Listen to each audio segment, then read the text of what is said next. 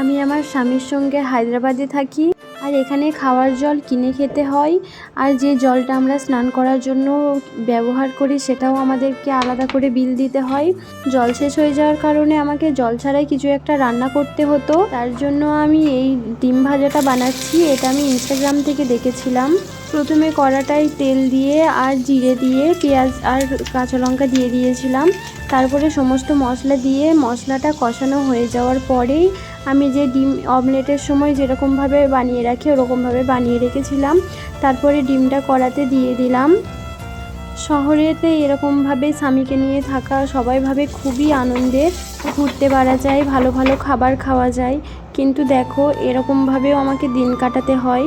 দেখো জল ছাড়া শুধু আলু ভেজেছিলাম আর এই ডিমটা ভাজি করেছিলাম। এই ডিমটা আমার খুবই প্রিয়, আমি একদিন বানিয়ে খেয়েছিলাম। তারপর থেকে যেদিনই তরকারি থাকে না আমি এই ডিমটা বানাই। প্লিজ আমাকে সবাই সাপোর্ট করবে ভিডিওটার মাধ্যমে।